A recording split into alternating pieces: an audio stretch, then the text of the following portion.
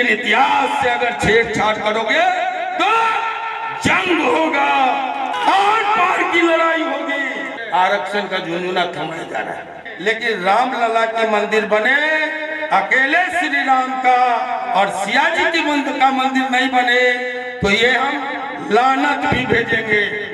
राम के दर्शन के लिए निमंत्रण की जरूरत नहीं है। अति भक्ति छोड़े लक्षण। फूफा जी का मंदिर बन रहा है, हमारे फूफा जी ना है राम जी, तो फूफा जी का मंदिर बन रहा है, अब बुआ जी का मंदिर नहीं बने। हम जय श्री राम वाले लोग नहीं है। बिना गौरी के शिव नहीं, बिना राधे के कृष्ण नहीं, बिना लवली के आनंद नहीं, और बिना सिया के राम नहीं। परिवारवाद है, अपने अकलोल बकलोल ढकलोल संतानों को सत्ता और पावर पहुंच के बल पर लोगों पर थोप देना, ये परिवारवाद है। इन उल्लू के पट्टों को जरा समझा दे। फुदक रहे इसलिए कि आनंद मोहन जुबान नहीं खोल रहा है। जिस दिन जुबान खोल देंगे, जिले जिले में जो फुदक रहे हो, फुदकना बंद हो जाएगा। मैं जानता हूं, आंख में आंख डालकर बेबाक बात बोल देने वाले का नाम आनंद मोहन है। निखिल और ने पूछा प्रश्न आते ही कि देर क्यों हुई। हमने कहा एक फिल्मी गीत है, मैं देर करता नहीं देर हो जाती। मैं चाह करके भी आपके बीच समय पर नहीं आ पाया और आपको इतना इंतजार करना पड़ा जाड़े में। इस कष्ट के लिए मैं पुनः क्षमा मांगता हूं। मैं तो समय से कोशिश किया था निकलने का, लेकिन रास्ते में कई जगह साथ में आए लोग गवाह हैं, 7-8 जगह लोगों ने रोक लिया और मैं चिढ़ते बिगड़ते लोगों को डांटते फटकारते भी समय पर नहीं आ पाया। फिर से इसके लिए हमें खेद है, बेहद खेद है। साथियों, मैं सर्वप्रथम इस चैरिटेबल ट्रस्ट के सभी सम्मानित सदस्यों को साधुवाद देता हूं, अपनी ओर से आभार प्रकट करता हूं, जिन्होंने हमारे महानायक पृथ्वीराज चौहान की प्रतिमा को औरंगाबाद जैसी जगह पर, जिसको मिनी चित्तौड़ के नाम से पुकारा जाता है, एक प्रमुख जगह पर, प्रमुख चौराहे पर बड़ी प्रमुखता से सम्मानित तरीके से स्थान दिया है। मैं भूरी प्रशंसा करता हूं, उन सब का अभिनंदन करता हूं। हमारे पूर्व वक्ता क्या बोल गए मैं सुन नहीं पाया, देर से आया, लेकिन मैं सुन रहा था सुशील जी को। उन्होंने कहा कि धर्म की स्थापना के लिए मूर्ति की स्थापना होती है, अनावरण होता है, और संस्कृति की स्थापना के लिए महापुरुषों का, देवताओं की मूर्ति और महापुरुषों की मूर्ति का वर्गीकरण उन्होंने किया। अच्छा लगा। ये मूर्तियां क्या है, स्मारक क्या है? स्मारक प्रेरणा पुंज है, जो लगातार आहट किसी चौराहे पर हमारे महापुरुष खड़े होकर पैगाम देते हैं, संदेश देते हैं आने वाली कई पीढ़ियों को। और ये जो नेक काम, ये जो शुभ काम, प्रेरणास्पद काम आप सबने किया, मैं फिर से आपका अभिनंदन करता हूं, आभार प्रकट करता हूं, धन्यवाद देता हूं। साथियों, पृथ्वीराज चौहान जी पर हमें विस्तार में बोलने की जरूरत नहीं है, बहुत सारे वक्ता बोल चुके हैं। ठीक कहा शेर सिंह राणा जी ने कि काफी शाम हो गई और आप ठिठुर रहे हैं। मैं आपका वक्त बहुत नहीं लूंगा, लेकिन सच में पृथ्वीराज चौहान के प्रति इतिहास ने इंसाफ नहीं किया। जो सम्मान इतिहास में उनको मिलना चाहिए नहीं मिला। मैं आप सबको कहूंगा कि एक साजिश चल रही है। मैं सांसद से भी कहूंगा, स्थानीय विधायक लोगों से भी कहूंगा, एक साजिश चल रही है। आज जिस मोड़ पर हम खड़े हैं, जिस संक्रमण के दौर में हम खड़े हैं, वहां ठीक कह रहा था अंशुमन आनंद कि हमने रियासतें दी, इमारतें दी, विरासतें दी, हमने सब कुछ दिया, विपक्ष हमारे छीने, जमींदारियां छीनी, आजादी के बाद सीलिंग सिर्फ हमारे लिए लगाया गया। मैं बेबाकी से कहना चाहता हूं कि अगर 15 बीघा जमीन पर हमको बांध दिया गया तो कोई सरकार आज तक ये हिसाब तो नहीं की कि 15 करोड़ से ज्यादा दौलत रखने का हक किसी उद्योगपति को नहीं होना चाहिए। क्यों नहीं ये तय हुआ आज तक? ये सवाल खड़े कीजिए आप सब। ये मंचों से लोगों में हम चलिए 15 करोड़ में बेईमानों के पेट भरने वाले नहीं हैं। आगे बढ़िए, 1500 करोड़ तक की छूट देते हैं। अगर हमारी जमीनें 15 एकड़ से ज्यादा की जमीनें छीन ली गई सीलिंग के तहत, भू हदबंदी के तहत, तो निश्चित तौर पर इस देश में संपत्ति का भी हदबंदी तय होना चाहिए। 15 करोड़ में पेट न भरे तो 1500 करोड़ तय करो, लेकिन 1500 करोड़ से ज्यादा की संपत्ति जनता के बीच बांटो, जैसे हमारी जमीनें छीन कर जनता के बीच बांट दी गई। साथियों, ये तय होना चाहिए। इतिहास सब कुछ गंवाने के बाद हमने लोकतंत्र को अपनाया। हालांकि लोकतंत्र भी हमारी देन है। दुनिया में गणतंत्र वृष्णिवंशी क्षत्रियों की देन है और दुनिया में लोकतंत्र लिच्छवीवंशी क्षत्रियों की देन है, जो यही वैशाली से शुरू हुई, जहां आदरणीय निखिल बाबू का ननिहाल है। उस वैशाली से हमने दुनिया को लोकतंत्र दिया, लोकतंत्र को अपनाया। लेकिन लोकतंत्र में किसी को भी आहत करने का, किसी व्यक्ति को ये छूट नहीं है। ये संविधान विरुद्ध है कि कोई व्यक्ति सदन में बैठकर या मंचों से किसी समाज को आहत करे, किसी धर्म को आहत करे, किसी संप्रदाय को आहत करे। लेकिन पिछले दिनों जिसका सीमित जिक्र अंशुमन ने किया, पिछले दिनों लोकसभा में एक सांसद बहादुर शाह जफर के वंशजों को गाली दिया, कैप्टन हमीद के वंशजों को गाली दिया, अशफाकुल्लाह खान के वंशजों को गद्दार कहा, गालियां दी और लोग तमस्मीन रहे। चलिए, जब धर्म को गालियां दी गई तो दूसरे दिन ठाकुर का कुआं बिना मतलब का, बिना किसी संदर्भ के कविता लाके हमको गालियां दी गई। ओम प्रकाश वाल्मीकि, मैं भी कवि हूं, मैं भी साहित्यकार हूं। जो लोग, एक पार्टी के लोग ने कहा कि विद्वान है, एक फिटकिड़ी झाको कहा विद्वान है।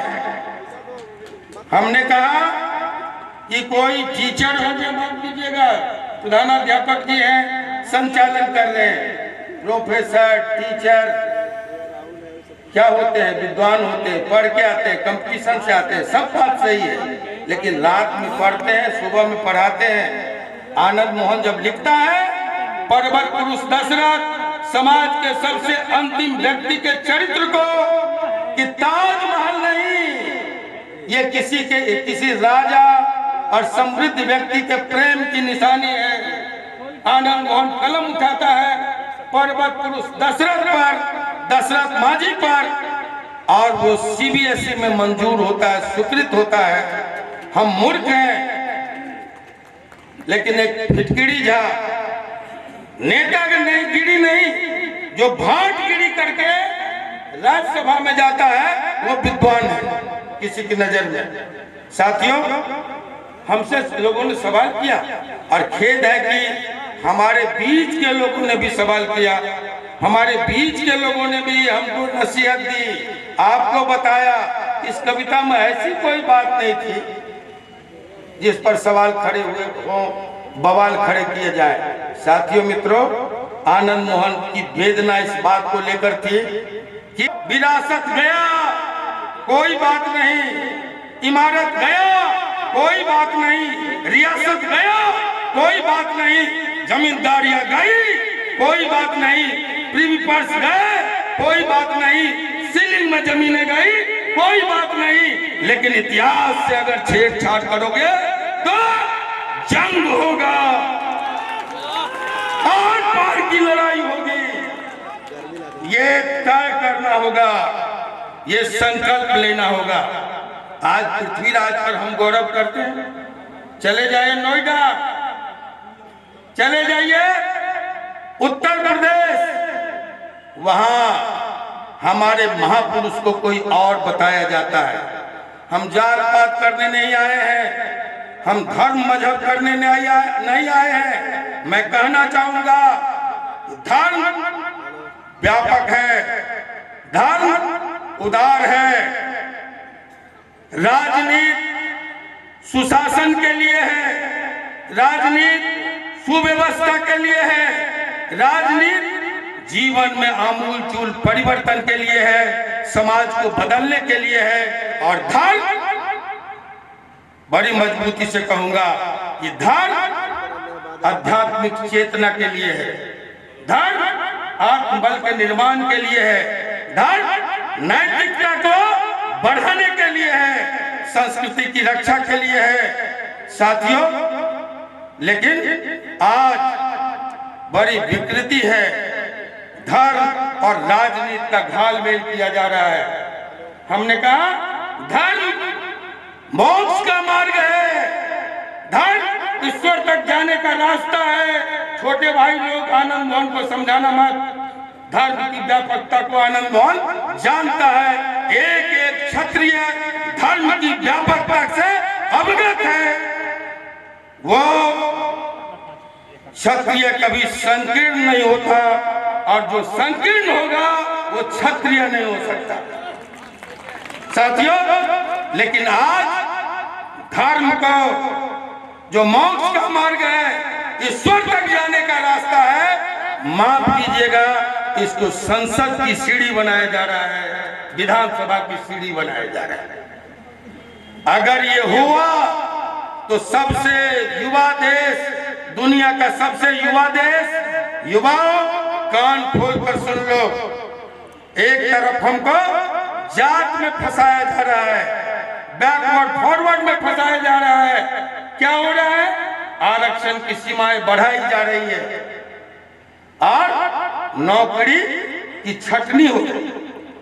सबसे ज्यादा जॉब देने वाला रेलवे में नौकरी की छटनी हो रही है, बैंकों में नौकरी की छटनी हो रही है, सिपाहियों को घर बैठाया जा रहा है, कर्मचारियों की छटनी हो रही है, आरक्षण का झुनझुना थमाया जा रहा है।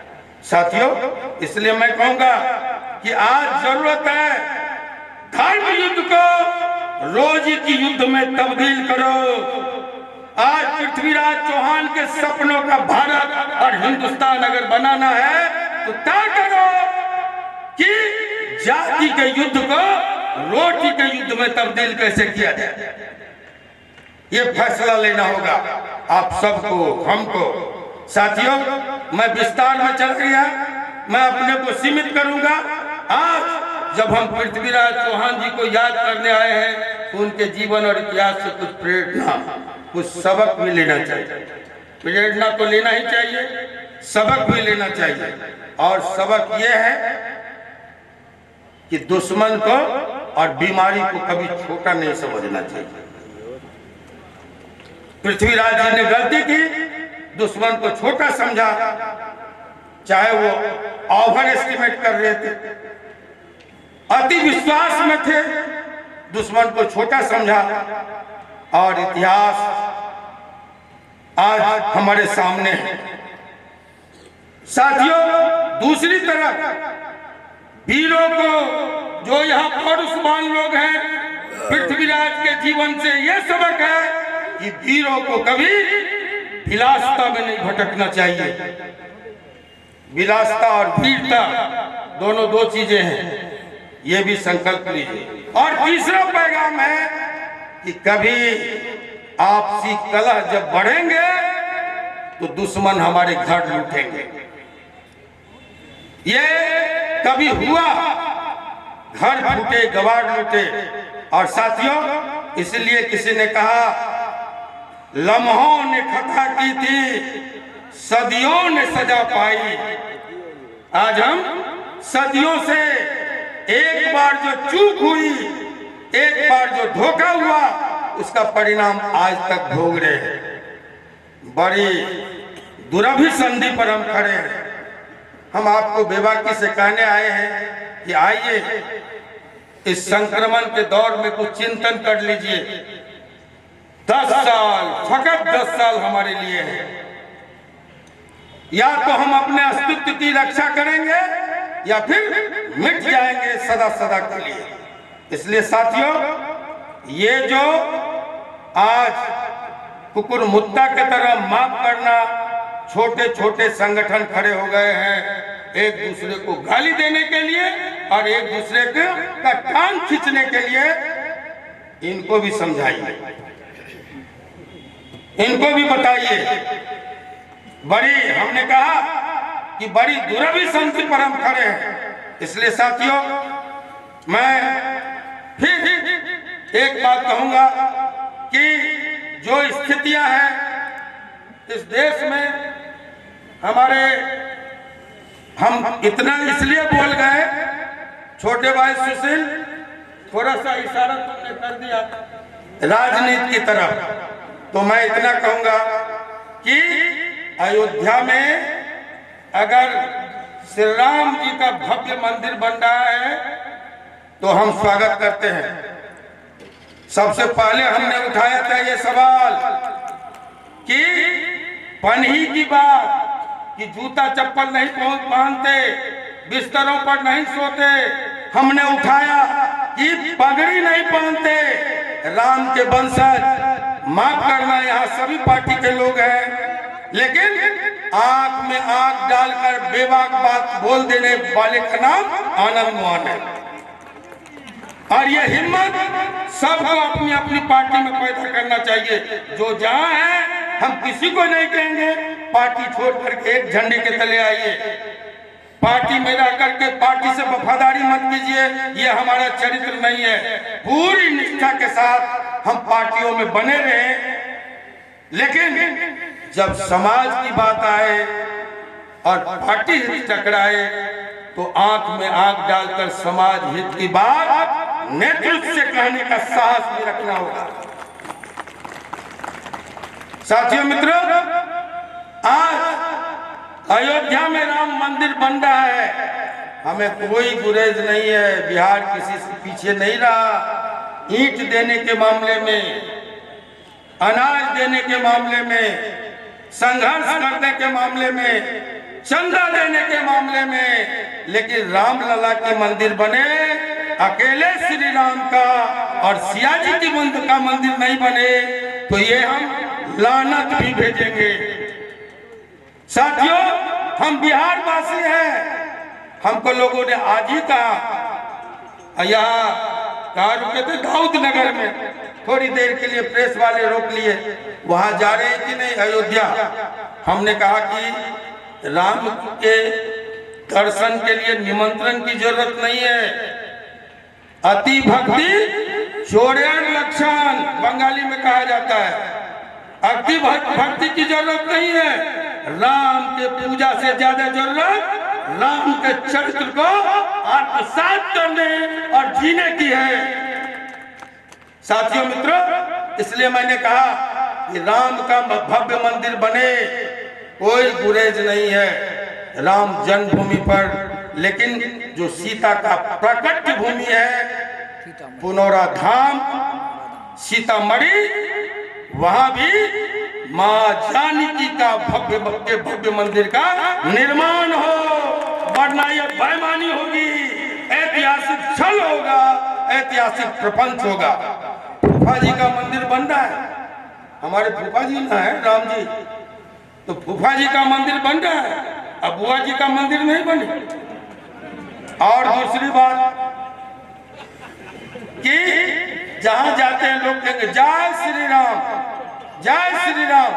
अब ये एक पार्टी का पेटेंट हो गया, माफ कीजिएगा भाई,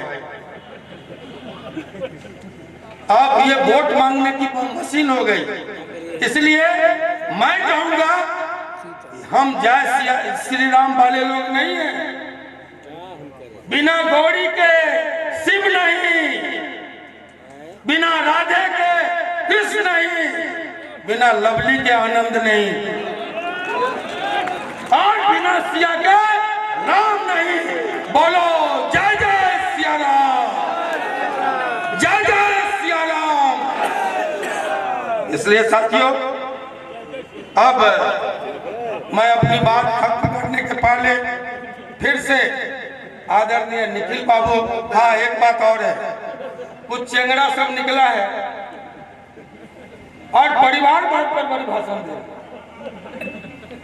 दादा आनंद मोहन तो परिवारवाद कर रहे हैं। साथियों, परिवारवाद करता पंकज पासवान चेयरमैन नहीं होता औरंगाबाद का, परिवारवाद करता रेणु एमएलए नहीं होती। ये मेरा परिवारवाद है, साली को टिकट नहीं मिलता है कि नहीं? ये तो एक एक जिले में चले जाइए जहां मेरा परिवारवाद दिखता है। हाँ, तुमने कुत्सित विचार पाला है परिवारवाद का। साथियों, परिवारवाद और संघर्षवाद में बड़ी फर्क है। चले जाइए रोहतास, जय कुमार पैदा नहीं होता है कि नहीं? चले जाइए सहरसा, आप चले आइए क्या कहते चेनारी, लल्लन पासवान पैदा नहीं होता। आप चले जाइए सहरसा, ये बबलू टबलू मुन्ना टुन्ना कोई पैदा नहीं होता। ये मेरा परिवारवाद है। हम पर आक्षेप लगाता है जो एक पासवान परिवार का पांव पकड़ के राजनीति में पहचान बनाया, वो आज आनंद मोहन पर परिवारवाद का ठिकरा फोड़ रहा है। सुनते सुनते बेबर्दाश्त हो गए, बोलना नहीं चाहते थे इन चंगू मंगू के खिलाफ, लेकिन आप कंफ्यूज हो रहे हैं। साथियों, जो 16 साल आपके लिए हड्डी गला दे, आपके स्वाभिमान के लिए, आपके सम्मान के लिए, आपके हक के लिए, वो भी आपका नेता है।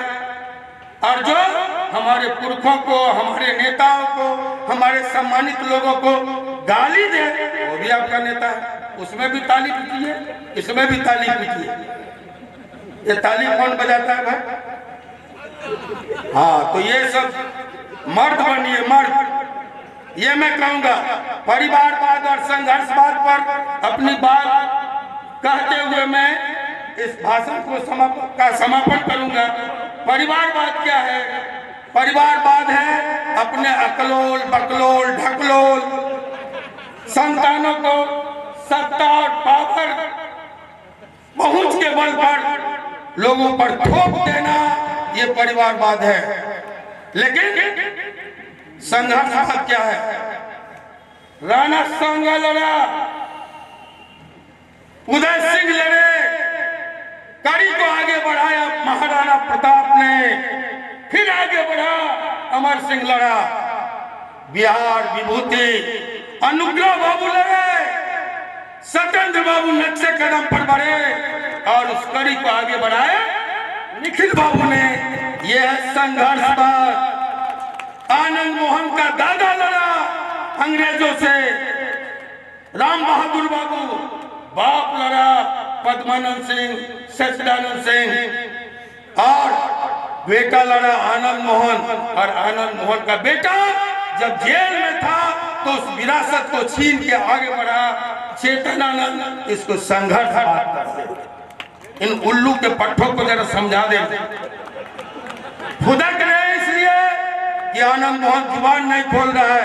जिस दिन जुबान खोल देंगे, जिले जिले में जो फुदक रहे हो, फुदकना बंद हो जाएगा, मैं जानता हूं। इसलिए साथियों, लोकतंत्र ने हमारे पुरखों ने दिया, हम सम्मान करते हैं मत भिन्नता का।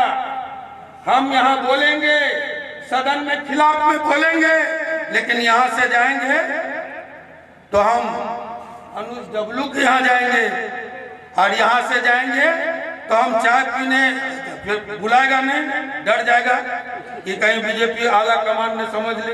हम जाएंगे किसके यहाँ? सुशील के। तो साथियों, ये जो मतभिन्नता चलती है,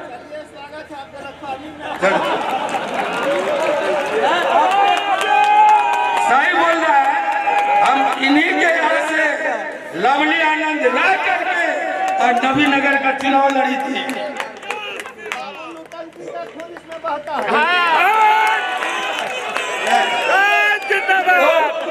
तो मैं कहूँगा कि आज मत भिन्नता ये लोकतंत्र की खूबी है, ये लोकतंत्र की खूबसूरती है। मतभेद की गुंजाइश है, मनभेद की गुंजाइश बिल्कुल नहीं है।